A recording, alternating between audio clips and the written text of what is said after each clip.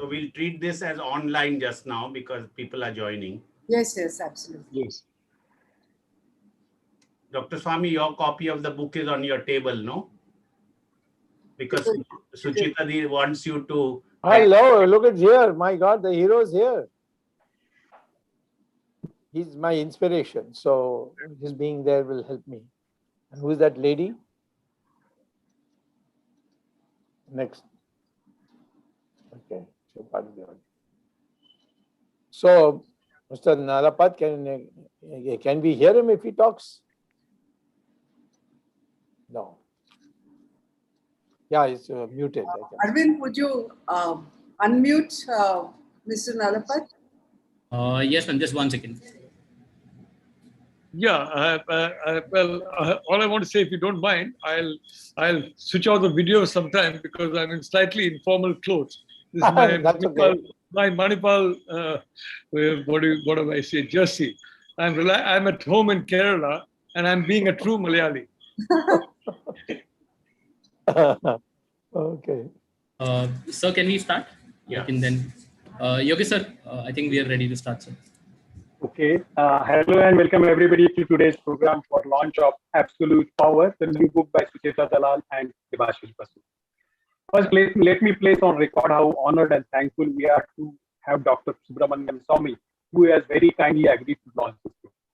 For someone who has always stood for what is right and fought against what is wrong, we cannot think of a better person who should be launching Absolute Power. After all, this book focuses on the kind of wrongdoing that can happen when any institution acquires absolute power, no matter how operationally efficient it is. Few words about Dr. Swamy. As many of you would know, Dr. Swamy is an economist, has been a minister with a cabinet rank, and now a member of parliament. But unlike most politicians who have forgotten why they are in public life or who are never interested in public interest, Dr. Swamy has spent his time fighting for the right causes. At any time, he's fighting 4 to 5 high-profile cases in high courts and the Supreme Court, all to improve the system. I would also like to thank Jagdish Shetty and Ashish Shetty for helping us coordinate and fit us into Dr. Swamy's schedule. Before starting today's main program, I would like to chart out 6 ground rules for all of us to follow. First, we have kept you on mute and will unmute you when you want to ask a question during the question and answer section. For optimal viewing, we request you to keep the webinar on speaker mode view. This meeting is being recorded and would be uploaded on our YouTube channel, that is youtube.com/MoneyLiveTV, so you can watch it again. During the question and answer, we request you to raise the hand button available on Zoom if you want to ask any question. Please feel free to use the chat feature on Zoom to share your comments, questions, and observations. But my sincere request would be to send a message to everyone. Also request you to not to send us personal messages during the session, as we would not be able to monitor or respond to it. Please note your homes and backgrounds are visible to all during the webinar. So in case you wish to protect your privacy, use the stop video button on Zoom. Now coming back to the book. As you may be aware, the 1992 Harshad Mehta scam led to profound changes in capital market regulations and infrastructure. One of these was to set up the NSE as a cleaner alternative to the century-old Bombay Stock Exchange. Unfortunately, in a supreme irony, the NSE itself got embroiled in the algo scam, originating in its sanctum sanctorum, the co-location servers for high-frequency trading. Absolute Power is the story of NSE's commercial success, which led to arrogance and fall from grace, even as it continues to remain a highly profitable and near monopoly. While I personally had an inside view and been involved in Money Life successfully fighting back the 100 crore defamation case against NSE, let's hear from the authors Debashis Basu and Sucheta Dalal why they wanted to write this book. May I invite Basu sir to share with us the overall context in which the book was written, and then Sucheta ma'am to share more information about the algo scam and all those who helped them in this process. Thanks, Yogesh. Hello and welcome to everybody to the launch of Absolute Power, our book on the National Stock Exchange. I join Yogesh in expressing our gratitude to Dr. Swamy for agreeing to launch our book. We are indeed very, very honored with your presence, sir. We had planned to write this book under a different set of circumstances from way back in 2004 or so, having seen market reforms from very close quarters as well as the formation of NSE, we wanted to document that very exciting period. Well, it was good that we didn't write that book on NSE at that time. Clearly, there were aspects of the NSE management that we were completely unaware about, even though we knew them very, very closely. We believe we have now written the untold story of NSE, the invisible side. And this could have been written only after the Algo scam, which was part of a pattern, and I'll explain why. From 2004, after the Congress-led UPA government came to power, and right until 2015, when Moneylife broke the Algo scam, NSE's character had changed dramatically. NSE's operational success is a unique example, even in the global context, but the founding management team, supported by a pliant set of board of directors, somehow were not satisfied. So firstly, they would go out of the way to neutralize any serious competition at any cost. Secondly, NSE wanted to appear as a perfect institution, incapable of making any mistakes or any blemishes, as if it was above all criticism. This facade was an important part of its absolute power. It had to be seen as infallible. But exchanges, you would ask, are very closely regulated. How could it pull it off? It could not have pulled off these two impossible objectives without having policymakers and regulators literally in its pocket. I know what I'm saying, and we have proved this in the book. Our book cites plenty of examples of how it worked to kill competition. These were so egregious that it simply could not happen without the full backing of the regulator, which is SEBI, as well as the Finance Ministry. There is a particular word in the financial world for this, which is called regulatory capture. NSE achieved regulatory capture with remarkable success between, as I said, that period 2004 to 15, when most of its shenanigans happened, steadily increasing over the years to peak under the chairmanship of C.B. Bhave and U.K. Sinha at SEBI, with Mr. P. Chidambaram as the finance minister supporting the whole endeavor. Let me narrate one very interesting anecdote of NSE's long reach in New Delhi way back in 2005. The story is how it blocked NASDAQ, technologically the most advanced exchange at that time, from acquiring a dominant stake in BSE. The NASDAQ team had been trying to make an investment in India. First, they identified NSE, but NSE wasn't interested. Why would it be? Then NASDAQ wanted to come into BSE. The team had worked on this project for almost 18 months and got the green signal from everybody, the RBI and two SEBI chairmen, which is G.N. Bajpai and M. Damodar. Everything was signed and sealed, and an announcement was supposed to be made the next day. You can well imagine an investment banking team is working, legal team is working, international players. So they have dotted all the I's and crossed all the T's, right? On the previous night, the deal was scuttled by a sudden and mysterious issue of Press Note 4, which capped direct foreign investment at 5% for stock exchanges. Overnight, it scuttled the NASDAQ deal for BSE and also ensured that the New York Stock Exchange had to be content with a much smaller holding of 5%. Mr. P. Chidambaram was the finance minister. Had BSE tied up with NASDAQ, NSE would have serious competition, but that was not to be. BSE's attempts to build up its strengths through acquisitions were repeatedly scuttled in subsequent years. I'm not going to go into all the details. It's all there in the book. You have to go and read it. But I'll point out another shocking case, because this is live. This is now a listed company, and you can well imagine the wealth that NSE has got out of this. This was a shocking case of BSE being stopped from acquiring computer age management services, CAMS now, citing conflict of interest. But there was no such conflict of interest when NSE wanted to do that and was easily allowed to do so by SEBI. NSE's stake in CAMS is now worth over 2,400 crores. NSE regulates brokers, but SEBI had no problem in NSE in allowing NSE to acquire a stake in Omnisys, a subsidiary of a broking company, despite blatant conflict of interest. NSE launched its co-location services legally in 2010. There was no approval from SEBI, and SEBI had done nothing about it. So NSE has been repeatedly let off with a warning for serious violations, such as a fat finger crash in 2010 and client code modification, which is in 2012. those 10 years, NSE wielded absolute powers. And it was astonishingly brazen. Unless you read the book and where we have all put it all together, it's all in the same place. These are all disparate events, and you would know the enormity of what's been happening in those 10 years. NSE's operational efficiency was obviously visible to all. You know, it's a splendid, well-run exchange, although there have been technical glitches now.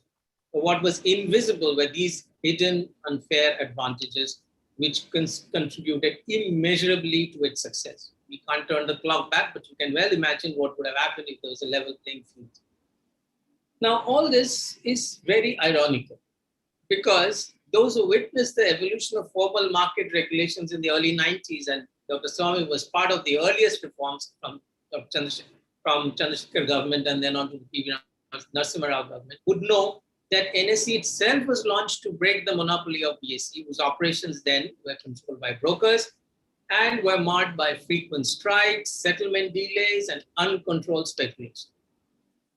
So here was a monopoly that was being countered with a new exchange, but that exchange itself came to acquire absolute powers. Now, there's a bigger picture here. NSE is another example of a very peculiar kind of Indian company. This is one of the things that Sucheta has noticed and written about repeatedly, which is a public-private partnership that thrived outside any scrutiny and all part of the financial sector. The others are ILNFS and Stockholding Corporation of India and NSD. These four are all unlisted and so not subject to the stock market scrutiny.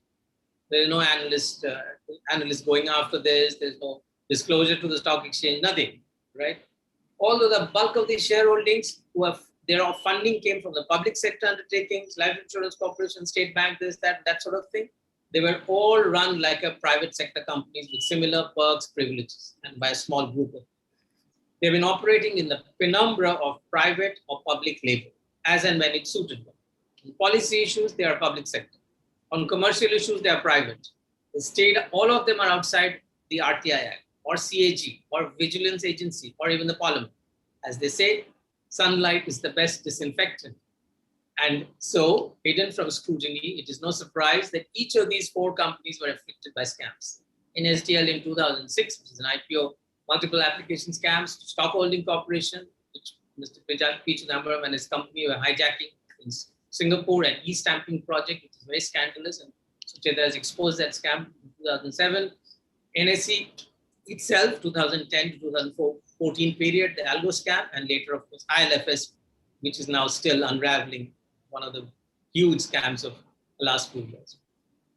A lot of people may wonder what has changed now that the founding team, which wielded absolute power so ruthlessly, has departed under a cloud. Well, last year, the number of broker defaults in NSE hit a historic high, some 22 or 23 of them. It never happened before. This year, the exchange faced an embarrassing technical glitch, one in a long series of such glitches, and its risk management system, which is the core, the heart of any exchange's operations, simply failed. There is a strange reluctance on the part of SEBI even today to act on NSE. For its illegal stake purchasing scam, on which I said they made about 2,500 crore sitting profits, SEBI has slapped NSE with just 1 crore fine, while NSE has got away with several other such purchases, power exchange, and so on and so on. But then, as we all know, that is a story of Indian regulators. The big guys, the rich guys with long arm get away with a little tap on their wrists for their wrongdoing. I think I'll stop here. After all, we want you to read the book where there's much more masala. So you should buy it and read it. And I now hand it over to Sucheta to describe the algo scam, which was an immediate trigger to write this book. Over to you, Sucheta. Thanks, Debashis. Debashis has already given you the background of the context of absolute power. But this book is also about my own personal journey from being a huge supporter of the National Stock Exchange and an admirer of the unparalleled achievements of a team of professionals in the face of enormous pressure from the broker lobby, to slowly turning into a critique after encountering its secretive ways and the dubious manner in which it crushed competition and was intolerant of questions. In fact, this story of the book started in Jan 2015 when a whistleblower who called himself Ken Fong complained to SEBI about scams at NAC's algo and co-location facility. He sent a copy of that letter to me. After working to try and verify the contents for several weeks and sharing it with key sources, we were convinced that there was merit in the whistleblower's detailed letter and published it online. I followed this up with an article calling for an investigation into what the whistleblower had said after trying to get a response from the NSC several times. I also heard that SEBI had simply forwarded the letter to NSC and filed its reply without taking any action. My article led immediately to NSC filing a 100 crore defamation suit, and the enormity of NSC filing that case against me is probably understood by old-timers at SEBI like Mr. Pradeep Kar, who's been an executive director, or Mr. Singhvi, who know how I went way beyond my role as a journalist to help the exchange in the early days, because we thought this was a professional exchange which was helping clean up the capital market. As we have said in this book, adversity reveals who stands for the truth, and you also get to know who are your well-wishers when the chips are down. I believe that there's also a good force out there that comes to your rescue when you do the right thing. And I'm going to tell you how it worked for me. We found plenty of amazing and unexpected help. Insiders in different organizations who simply cannot be named or quoted helped us in many different ways. I want to thank all of them for their silent support. Thanks to one such silent supporter, I was stunned one day to get a call from Dr. Subramanian Swamy asking me about the NSE case. We were absolutely down in the dumps on that day. And when he offered to represent us, I cannot even begin to tell you what a morale booster it was. After all, who in India understands the law of defamation better than Dr. Swamy? He was extremely generous with information, ideas, case laws that would help our defense. Thanks to him, Advocate Ravi Raghunath even helped draft our first response. We cannot thank Dr. Swamy enough for what he did. Unfortunately, the Bombay High Court had its own rules and did not permit him to represent us. Then came the second step. Our case was listed under one of the most extraordinary judges in India, Justice Gautam Patel. You don't have to believe me. Just Google his many remarkable judgments to understand what I mean. Our book describes what led to the extraordinary order which asked NSE to pay 50 lakhs in cost, most of it going to two hospitals, Tata Memorial and Messina Hospital, very correctly, and a small sum of 3 lakhs to Debashis and me. The legal community was stunned by that order. But as a friend from a top law family pointed out, NSE probably spent that kind of money on every single day hearing in court by getting a battery of expensive lawyers who were ranged against us in court. SEBI, which was completely under NSE's thumb so far, slowly began to wake up only after that court order. Until then, the regulator was doing nothing more than issuing bland statements. It now asked its technical advisory committee to look into the issue. This is where we had the third stunning good fortune. The Technical Advisory Committee was headed by another extraordinary individual, Professor Ashok Chinchinwala of IIT Madras. He is upright, incorruptible, afraid of nobody, and was not a part of NSE's large cabal and determined to get to the bottom of this issue. Things began to move rapidly after he took charge, and you have to read the book for more details. But it's important to mention that absolute power is not about the algo scam alone. In fact, it's about this entire journey of NSE, which started life under Dr. R.H. Patil, an extraordinary individual, and how it grew under a professional team into the third largest exchange. And then over the next 23 years, market dominance and super profits converted it into a nasty, secretive organization, hubris set in, and finally, it was like a mom and pop outfit at the highest level behind a facade of utmost professionalism. We've written about how NSE was repeatedly caught in wrongdoing, but the regulator was too timid to punish it. Things reached a stage when the NSE top brass seemed to be taking orders only from the finance minister, completely bypassing the regulator. This was during the time when P. Chidambaram was the finance minister, with Joint Secretary K.P. Krishnan, who was like a proxy SEBI chairman and also very thick with the exchange.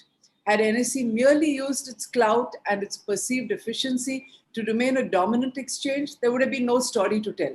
But regulatory capture by the NSE meant crushing all competition by fair means or foul. The regulator did not bother to play referee and ensure a level playing field.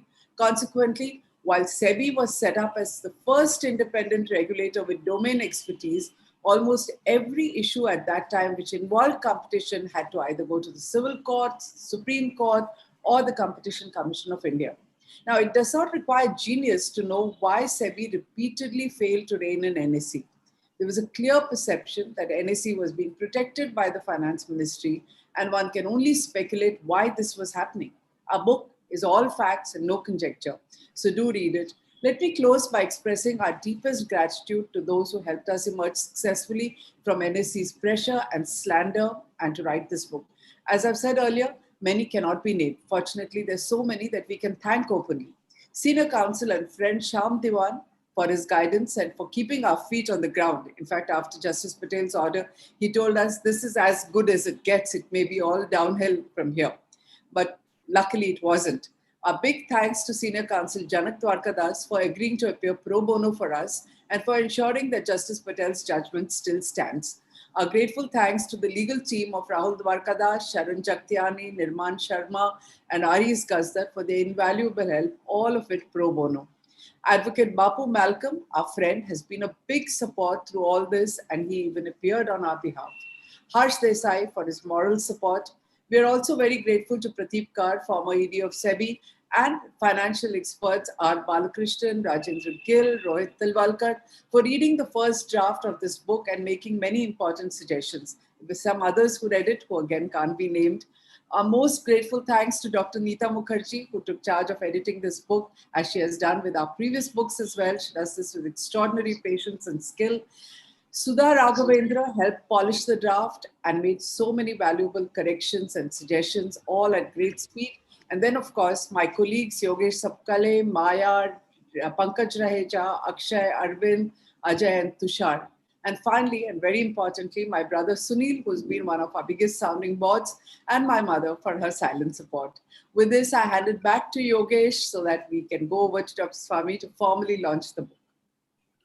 Thank you, ma'am. Now here comes today's moment. May I request Dr. Swamy to launch Absolute Power, written by Sucheta Dalal and Debashis Basu, and hold it up? Yes, I'm holding it up as best as I can, yes, and this is it. And I've taken the cover off. I mean, the usual ribbon and all, I thought it's a waste of time. So I've been through the book. I mean, it's not easy to go through this book because it's so engrossing. Every sentence had a meaning, but still I went through it, and I don't think I can do justice to this book in a review talk here unless I have 2 hours. But since I have to stick to an agenda because I have another engagement later on.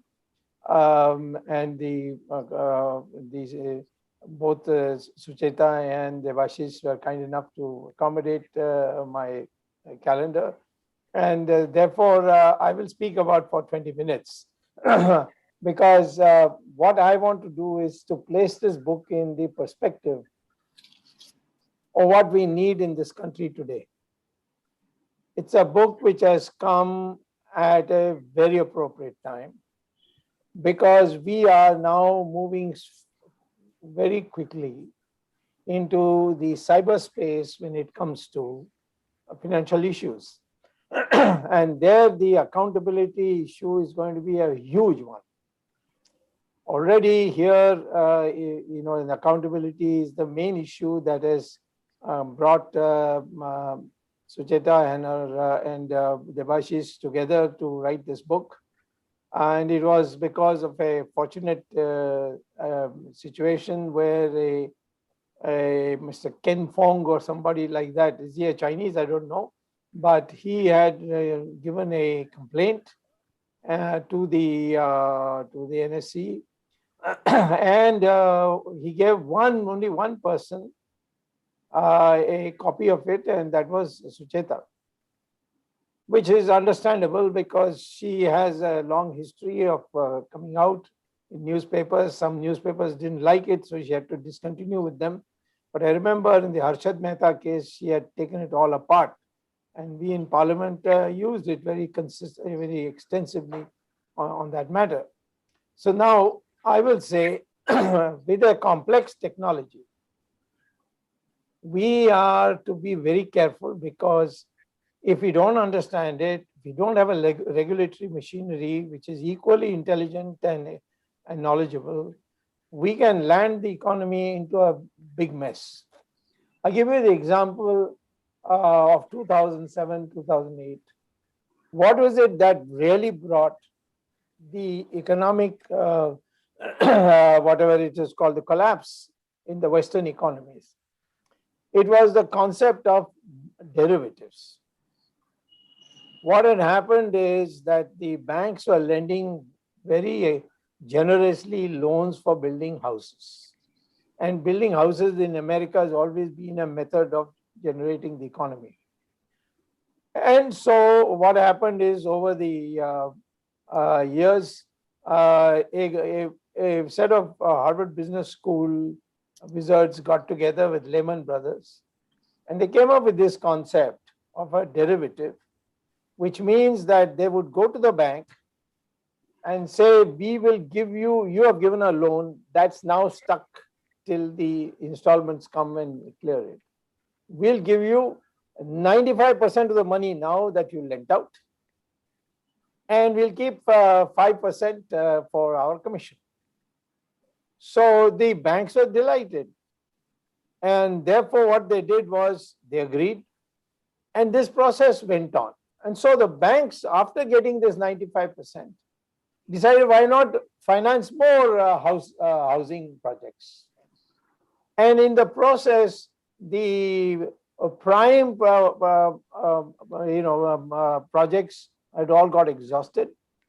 And the banks then went, disregarding the risks involved, into what they call is the subprime projects. And that's why sometimes called the subprime crisis.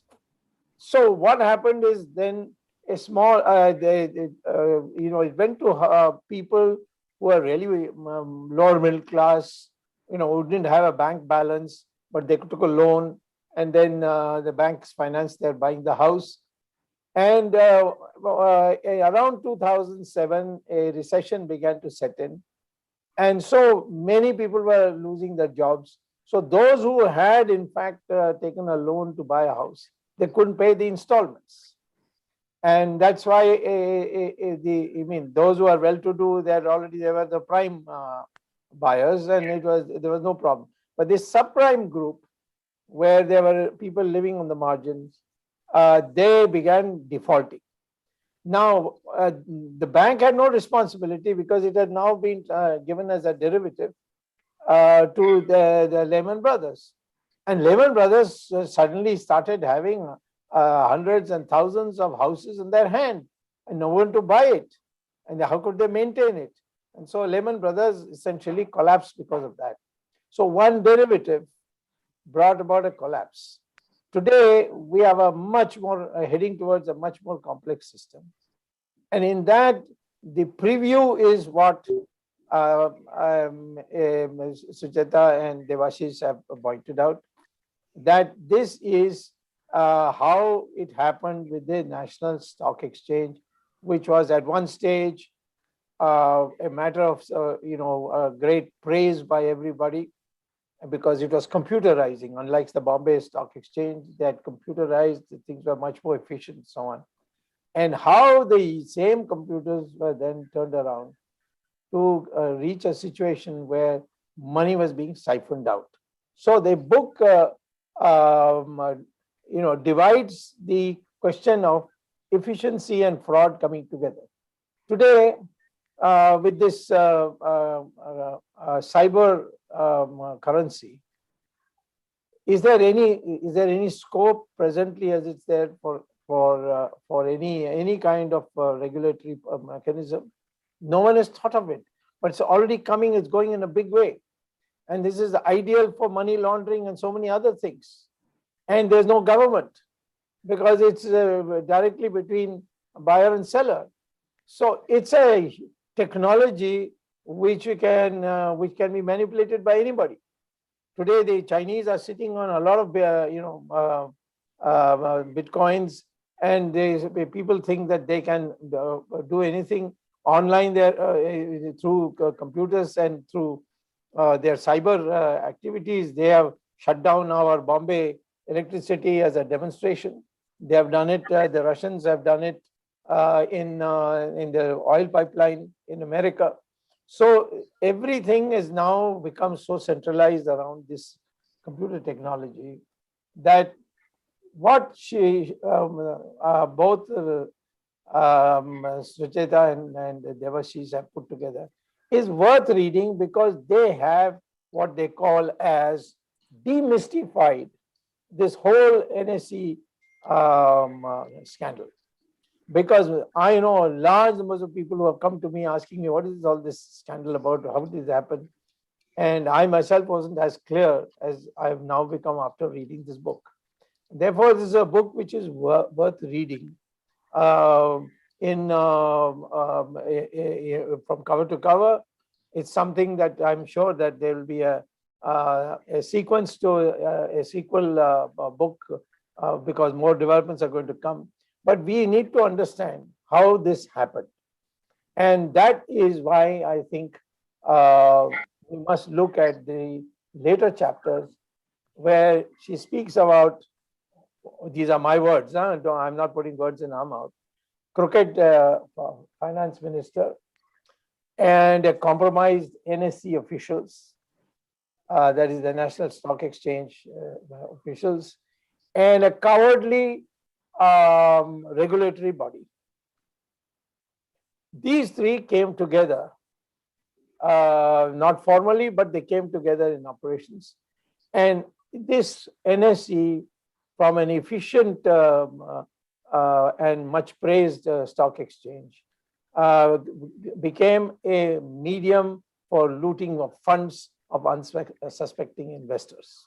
So a lot of people have lost money. So many people have petitioned me, but there's nothing we could do because they had got into an agreement and there was no regulatory machine to do it.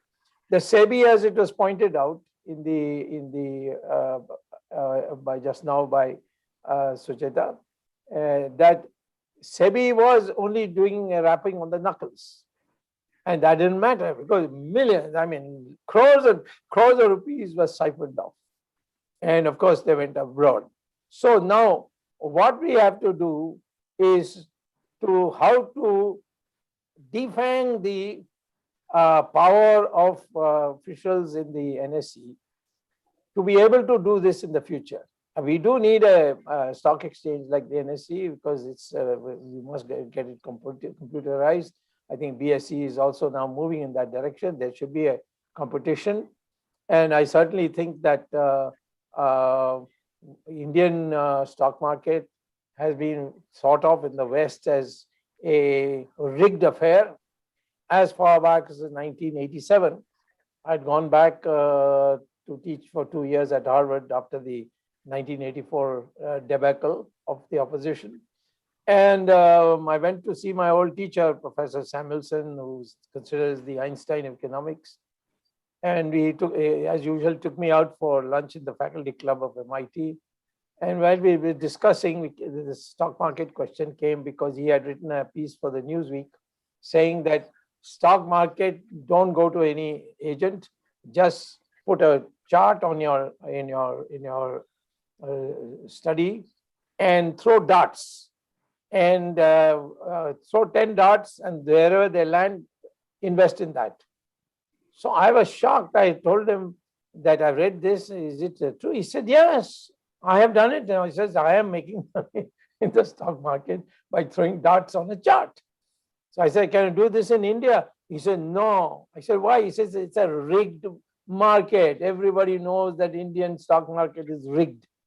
I won't do it with a dart. Please don't do it with a dart.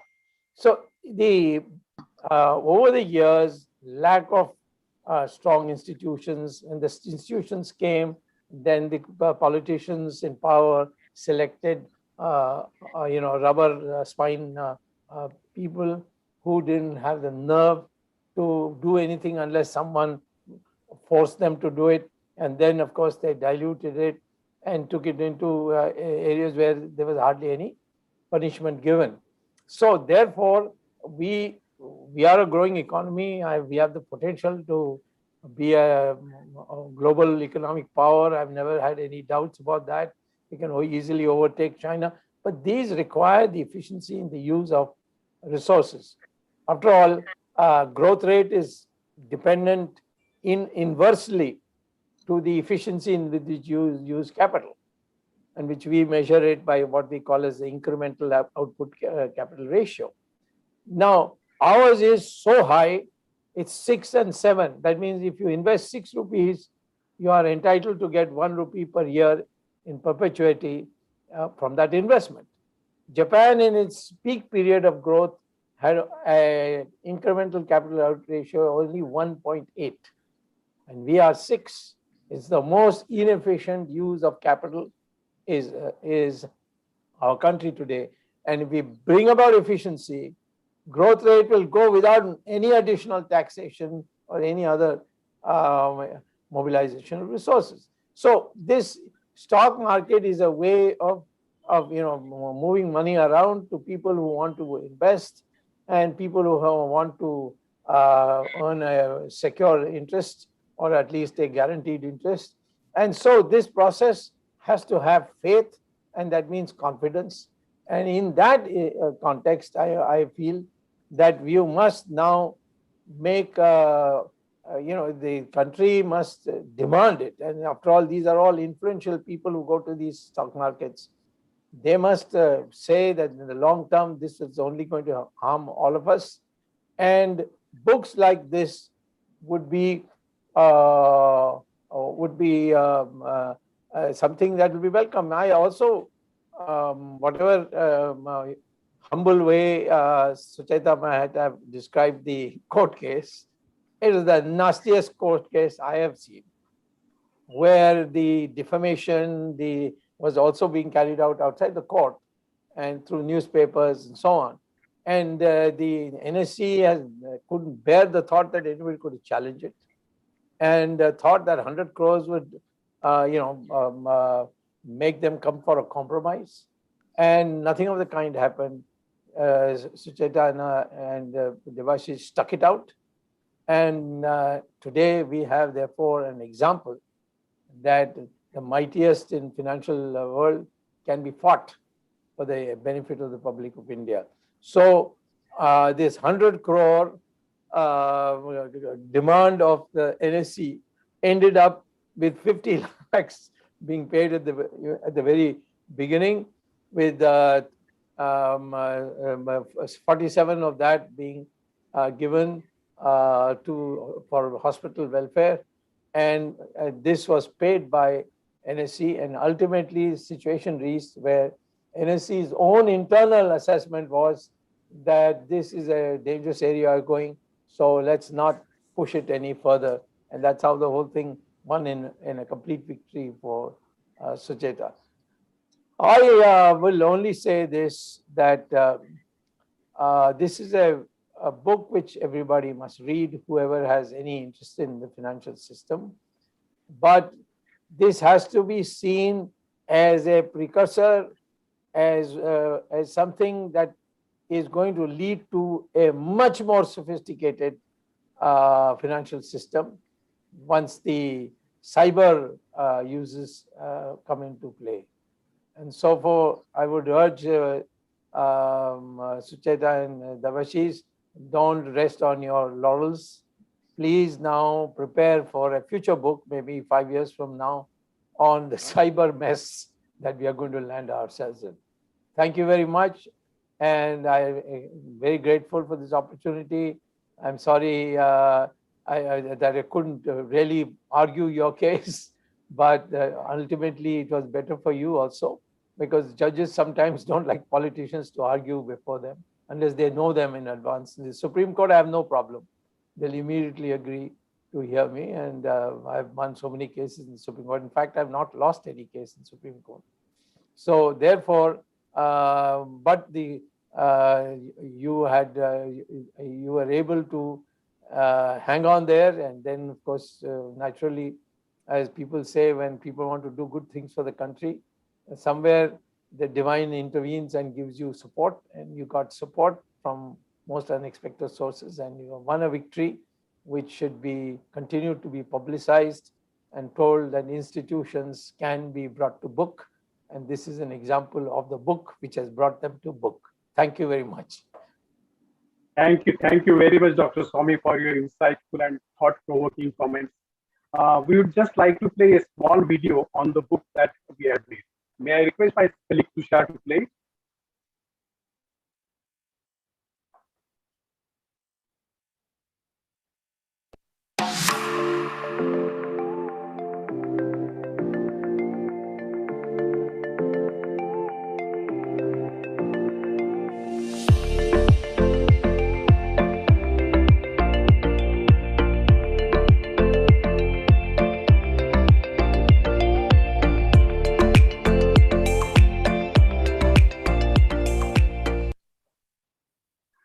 Thank you, Tushar. Before opening the floor for question and answer, I would like to invite some of those who had already read the book to say a few words about it. May I invite Mr. Pratikar, who is the former ED of SEBI.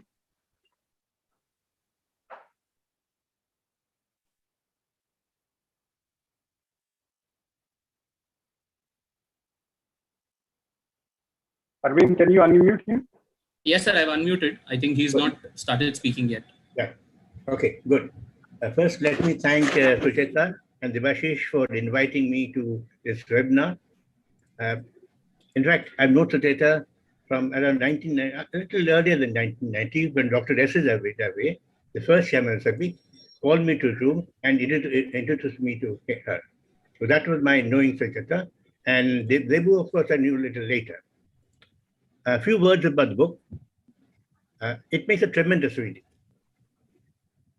I had the privilege of going to the book in the draft stage, and I had to perforce, at the insistence of Debashis, Debu, and Sucheta, I would read every chapter. So I read every line of the book, and made a tremendous read.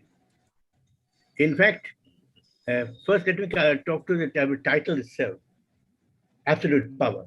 It justifies the material in the book. And the cover, the strong fist, ready to punch anything, that's a sign of absolute power. I think I told Debu also, I like the cover of the book. And it comes out at dark. So the dark background and the fist, strong fist, shows absolute power. With ready to crush everything.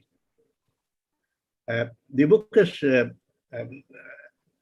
I think what is important is, the book is full of anecdotes and a lot of incidents and tidbits. And some of them are very shocking.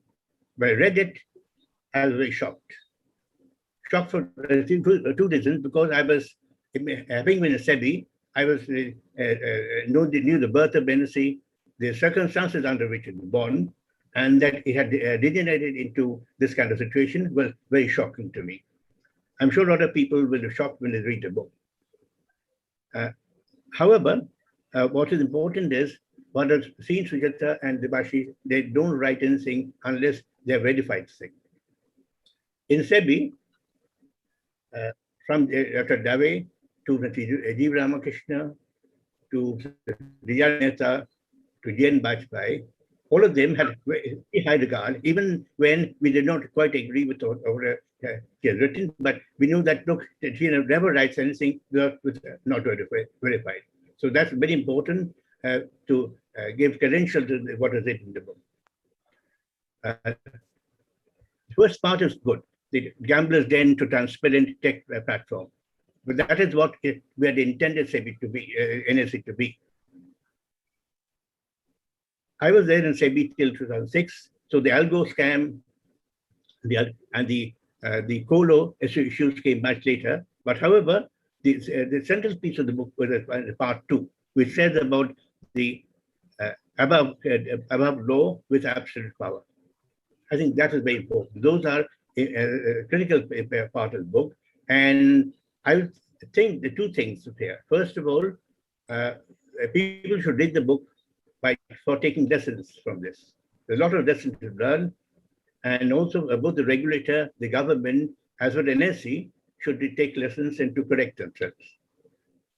All organizations go through ups and downs, and I've seen in the past large organizations have this kind of issues. However, what is important is to take lessons and to correct themselves.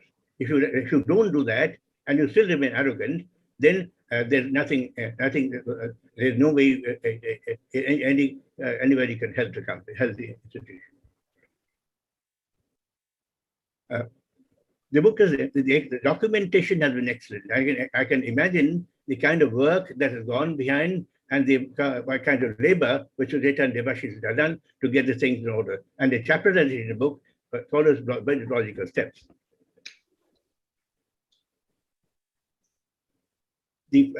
What is important in this context is a book like this, if written, not written, unless based on facts, it can lead also to the trouble. But all of them, Sucheta and Debashis, have written everything based on whatever facts they have, and they have not till now written anything which is not verified. And they take a lot of pains. In fact, even when they wrote anything on SEBI, they took a lot of pains. And Sucheta did ask me, "Is it happening?" I said yes, but I didn't know what she was writing. But she wrote it. But so therefore, he wrote everything which is verified. Otherwise, he doesn't write it. I think that's very important to give the credibility to the book. The other issue is the book has lessons in governance. Governance is a subject which I deal with, and I love it. It's close to my heart. Normally, excellence of a company, corporation, exchange, anything leads to public and stock market adulation. This adulation leads to arrogance. That arrogance leads to complacency and loss of accountability, and that leads to decline. This is the path. Take example, for the last 40 years, any company, anywhere in the world, this is the path they follow. Whether it's Enron, or the company in the New South Wales, or in Australia, or in India, all companies follow this path. In fact, that is what the Gita says. Gita has said this in many ways. That, let me give the correct quote. So Swamy is there, so I must give the correct quote. Gita says that Rodha Davati Samoha Sriti Vibhrava Sriti Bangshad Buddhi Nasho Buddhi Nashat Parashati. I think that is the path which is bladed. In fact, if you read the Prince of Machiavelli, Machiavelli's Prince also says the same thing with the decline in power chapter. He says the reason why power declined is because of this. I think that's all I have to say. Thank you so much again, Debashis and Sucheta, for inviting me this. And I recommend this book. This is a must-read book for anybody investing in stock market. Thank you very much, sir. Thank you very much. You must not get angry at this, because they take lessons and correct themselves. Both the NSE as a regulator and as well as a SEBI and the government. Thank you so much. Thank you. Thank you, sir. Thank you. May I now invite R. Balakrishnan, the columnist of Money Life, please? Hello, good evening. Thank you, everybody. I had the good fortune to read the book much before you all your readers can, because I think I was privileged to be given an advance copy by Sucheta and Debashis. And I had to read it in something like 2 sittings.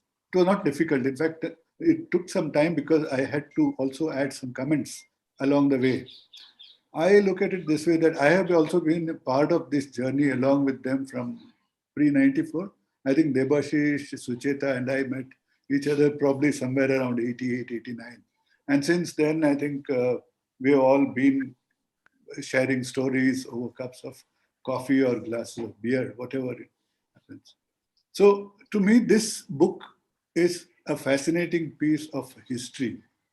You look at who formed this company, this NSE, a very unlikely agency named IDBI, which is not known for anything good in today's market or today's condition. It gave a person like Mr. Nadkarni, Dr. Patil, who were unknown people set up this super efficient engine to destroy the arrogance of the Bombay Stock Exchange. At that time, I used to work in DSP when NSE was formed. So my boss was Hemendra Kothari, who was at the, quit as the president of the BSE. And he used to say, see, I don't know what will happen. So he was very sharp while he was lobbying against everything.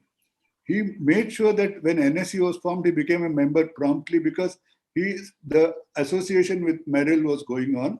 So you know that the foreigner would prefer this kind of a thing. So immediately, so it became. And when the FIS used to come, one of the pit stops for the investors used to be NSE. We meet Dr. Patel or or Mr. Pradeep Kar or any one of those, and it would go then Mr. Ravi Narayan.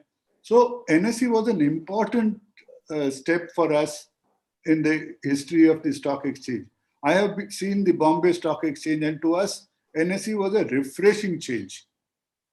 And you look at what has happened since then, I think this is a piece of history which I do not think anybody else would have had the courage to write. I think hats off to Sucheta and Debashis for that. It documents how individuals grabbed power and money to destroy something.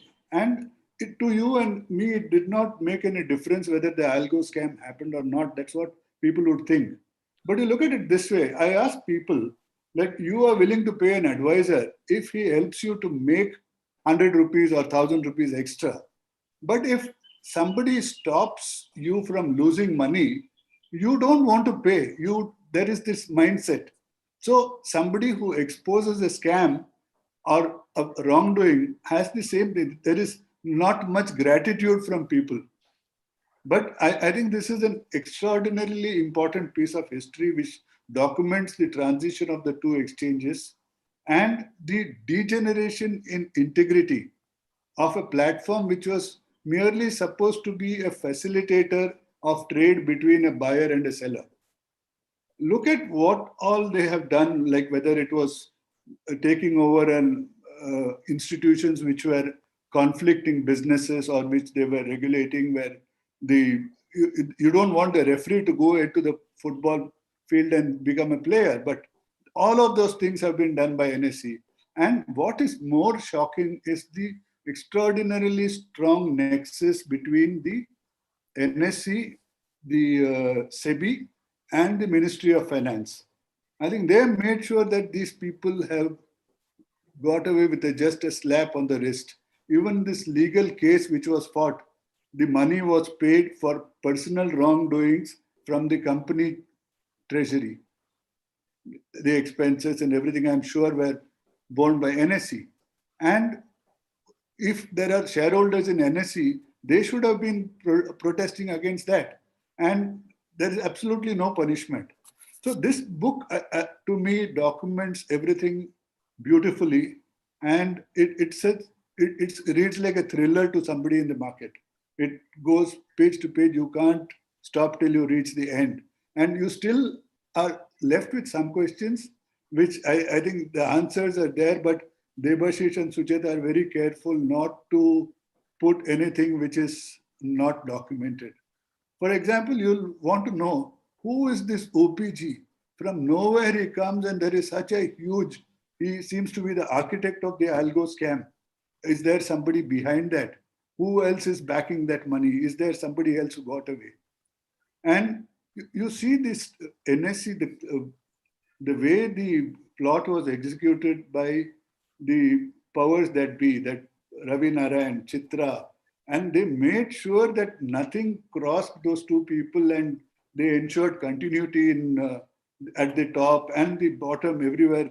Their IT company was a conduit. Everything was, I think, designed to make sure that there were no questions asked and there was too much power, absolute power in that sense. I think you see, today we are talking about two exchanges, outages and everything. There was a third exchange which could have come up easily. MCX could have come up. That was also throttled by NSE. So I think this book I would definitely advocate to all old timers because it has a lot of history of Bombay Stock Exchange also, and the transition, how it happened, and to everybody to read how technology has been used and abused to give unfair advantages to somebody. In algo scam, they calculated the loss of so much rupees, but there were investors on this side who were lost because of that. That has not been documented or cannot be documented. Who sold, how much was the quantification. And I still, as Mr. Pradeepkar said, or Dr. Swamy said, I think after 5 years or 10 years, one more book is needed, Debu and Sucheta. So please keep track of what is happening there. There's going to be one more big thing. Like today, I see the NSE wanting to sell gold coins.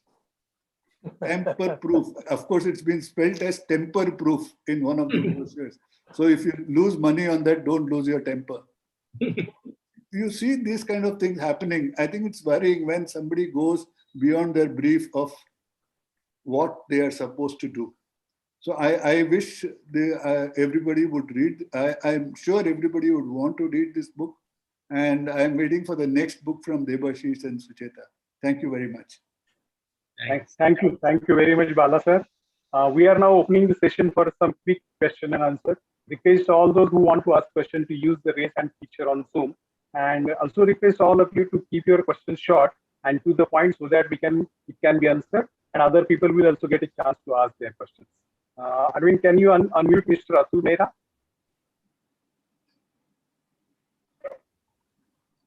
No, Mr. Mehra? Yes, sir. Thank you so much. Yeah. Can you hear me? Yeah. Hi. Firstly, congratulations on this book. We look forward to your books always because they have the courage to, in terms of take on issues which a lot of people don't. So, firstly, ma'am, just wanted to check and get your views on the fact that having seen this scam in a way on algo or whatever it is, uh, how do we see the institution today? Like some of the people who are responsible are no longer with the organization, but as we see the organization today, and maybe in the next 3 to 5 years or 10 years time, what is your opinion on the working of the institution as we see it today? Okay, I think it's as Devashish said in his talk, in the last year, you had 22 brokers that failed. And if I look back to what happened in 92, this is exactly the kind of failures that happened on the Bombay Stock Exchange that led to the formation of SEBI and led to the creation of the NSE. But 22 brokers failing, people's savings have been decimated, and there is zero action from SEBI. So what I would actually want is to take forward from what Dr. Swamy said, that we've tried to write this book in a simple manner. We hope our members of parliament are going to read it and understand that they are our elected representatives. They need to start questioning the regulator and ask the regulator, is it doing its job? NSE is the first line regulator. SEBI is regulating the NSE. And we don't see any action. In fact, even in the algo scam, which happened in 2015, everything has been challenged. It's moving at glacial speed. It's not yet complete. And SEBI is not obliged to say anything because who's asking SEBI? This finance minister is not asking SEBI. No member of parliament is asking. And, probably barring Dr. Swamy, who has said a lot of things here openly, nobody bothers to question. I think we should ask Dr. Swamy if he would like to react to this. Well, I think, in order to take up this matter, you must have a modicum of knowledge of economics and finance to understand. And I would say I know members of parliament who understand, but they are on the other side. So they are not going to support us. And what I think is the process that you have started, if it now comes to the newspapers and amongst the younger students in colleges, those who are graduated and now wanting to become finance experts in the private sector. These are the people who should be encouraged. Our people like to play safe. And these are, you can see when you withstood it. Otherwise, look at how they came with a 100 crore defamation case with a battery of lawyers. And it was just, I mean, people don't realize that when you pick up a fight which is morally correct, somehow events happen which will give you the necessary backing. But that confidence people don't have. So I would say that, well, the way something can be done is perhaps the failure to process can be taken up in the courts, and that would activate the government because they will be forced to reply. And from that angle, we can move and make one case successful. Then after yours, then it becomes that the agencies will know that they are answerable. That's the way to go about. But at this moment, unless people like you also start coming to Parliament, getting elected to Parliament, I don't think we are in a position to get the Parliament to get active on this. Although there are committees where if I get into one of them, I've been in the health committee and I've played a major role, thanks, even though I'm not a doctor in the formal sense of a MD, I'm only a PhD. But I think committees are places where we can target and make them hold hearings and call people like you and call the NSC and so on, and then write a report. From then on, it can be taken forward. I think that would be a better route. Thank you, sir. Committees of Parliament, Committees of Parliament, yeah, sure. Thank you. Thank you, sir. May I request Arvind to unmute Mr. Shailesh Gandhi, former Citizen Information Commissioner. Good evening, sir. First and foremost, congratulations to Debu and Sucheta for this fabulous thing. And they are the monitors of a powerful regulator. Mr. Swamy, you may realize, tell me which regulators are really performing well. By and large, most, and we are not building institutions in this, irrespective of the political party involved. All political parties are in sync with each other, not to build institutions. Can we see better institutions being built? And one small question to Dr. Swamy. Sir, our parliamentary committees are all held in secrecy. Yeah, that's the problem. If I depose before the parliamentary committee, I have to sign saying I will not talk about it. Right. Why do we need this kind of opacity? I agree. I have had this problem in the health committee when I came out with the BAT research being conducted by the Wuhan Institute and the Tata Institute of Fundamental Research together without government permission. But unfortunately, no action could be taken against me because that would lead to further problems. So the committee just said, they just asked me whether I'm going to take this forward. I've taken, and fortunately, the government has stood by me on this matter. So I think what your larger point is, what is the use of having a committee meeting if it doesn't get it publicized? Look at the American committees. I mean, they're all over the TV on a daily basis. So that is what we need to do. And I think you put an idea into my head. Let me see if I can work something to remove this bar for making public hearings on important matters of standing committees. Thank you, sir. Arvind, can you unmute Mr. Rohit Talwalkar?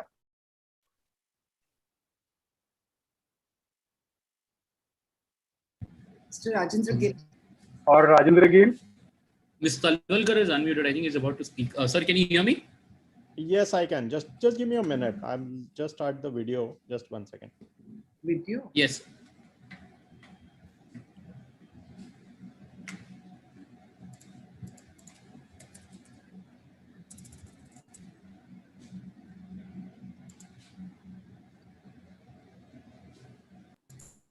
Hi, can you hear me?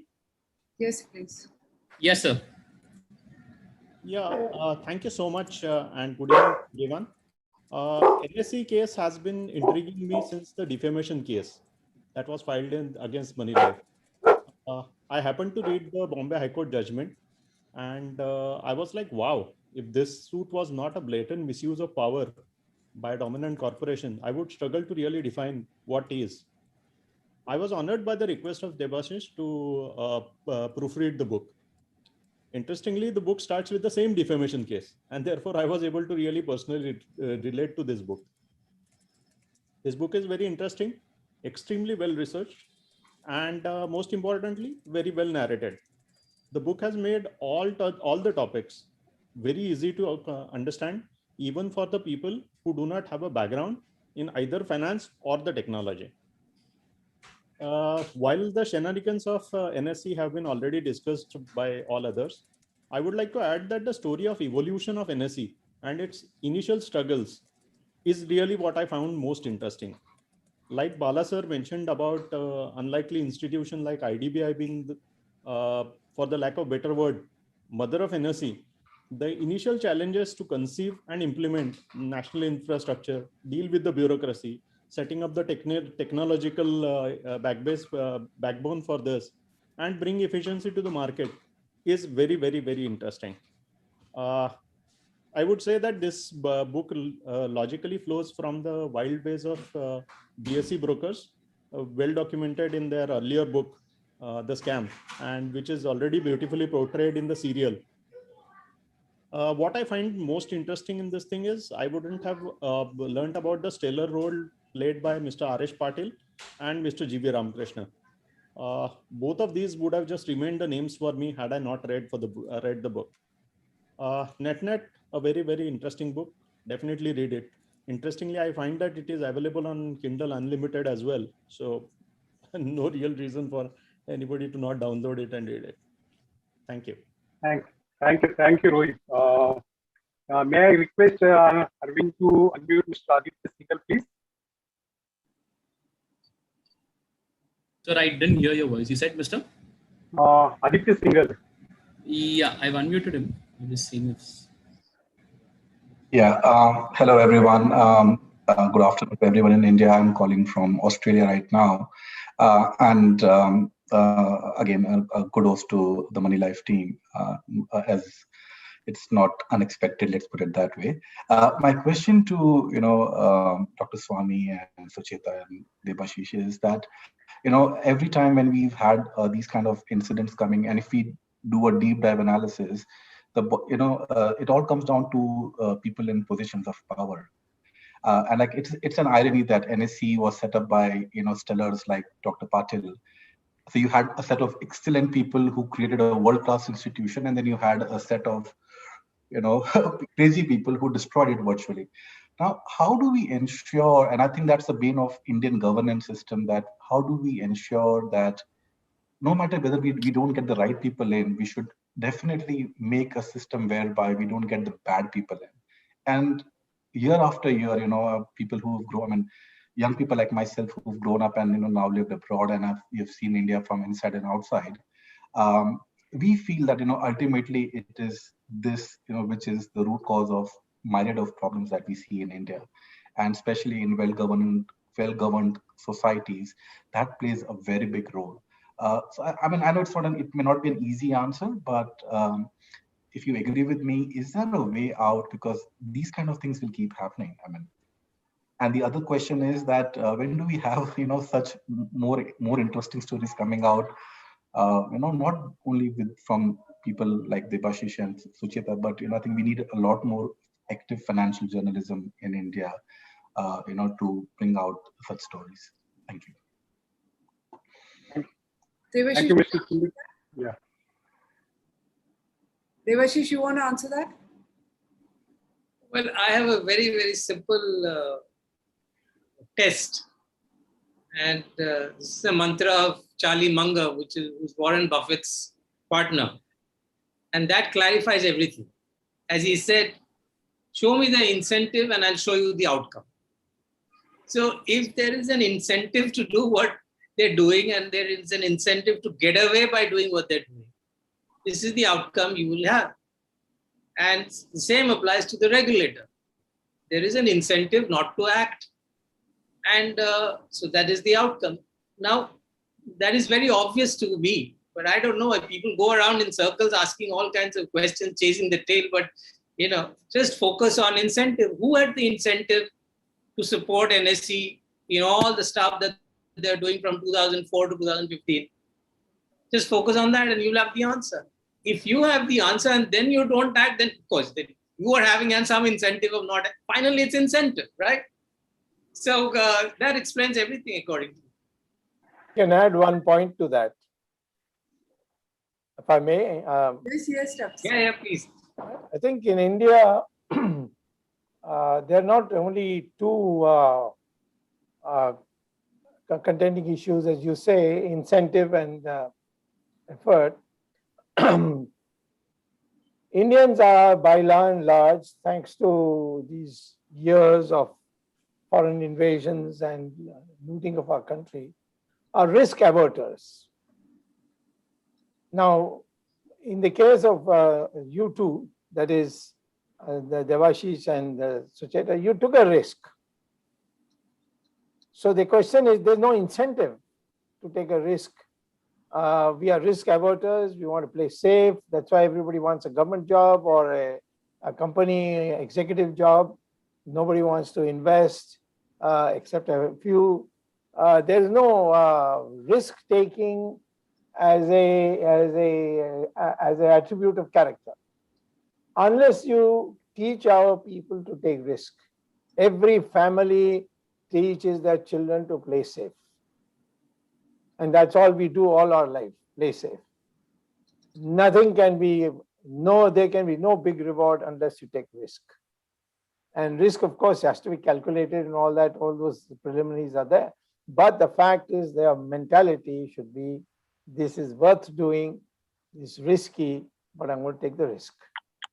That attitude you build in your children, you will see in one generation, there'll be a big change in the country. I have a question, Dr. Swamy. Mm-hmm. Well, China, which was not subjugated to such long periods of dominance by foreign powers, you had mentioned to me some time ago that the Chinese are very docile people, right? So, how do we reconcile the fact that they were never dominated? They were more or less been independent, but they're still quite docile. They're still docile. No, the public is docile because they have never seen democracy. The only period there was democracy was from 1913 to 1928, when Sun Yat-sen had brought about that revolution, overthrew the monarchy. And then the Japanese War came, and then the communists came, and then that is more or less another form of a monarchy. So I don't think the Chinese people have had a choice of being to see what it means to have freedom. Even there where people are, for instance, in Taiwan, they hold regular elections now. Hong Kong was also like that. But it's not enough for them to withstand the if tomorrow there is force. In Singapore, for example, it's a Chinese-dominated society, but there's hardly any democracy. It's a highly controlled democracy. And so I think in India, we have a tradition called Shastrat, where Shankaracharya coined that word when he went around the country debating and converting people. Though he said, if I lose, I will convert to your religion of Buddhism. And if you lose the debate, you convert to my Advaita. And the whole country he converted. So that tradition of argumentation, you don't have one God, you have multiple choice, you have multiple paths. That tradition is what has kept us democratic. But other countries, including China, have not had that. Thank you. Thank you very much, sir. With that, we bring this session to a close. We are grateful to Dr. Swamy for launching the book today. A big thank you to all of you who joined us online for the launch of Absolute Power. Please do buy the book. Thanks again. Good night. Thank you so much, Dr. Swamy. Thank you. Thank you for writing the book. Thank you for all your help. It's a very, very good book. And we are very happy that you have spent so much time and so much courage and put it all on black and white. Thank you so much. Okay. I'm serious about getting you into Parliament. Some way I must find. You can get nominated like me. Then that's the nicest. Huh? Lok Sabha, everybody has romanticized it, but it's terrible. I've been 3 times to Lok Sabha and 3 times to Rajya Sabha. Any day Rajya Sabha. And of that, if you are nominated by PM, you don't even have to fill out a piece of paper. And no assets and this and nothing. And you have the same power. Thank you. Okay, I have another engagement. So yes. Thank you so much, Dr. Swamy. Thank you, everybody. We really appreciate your presence here today. Thank you. Thank you.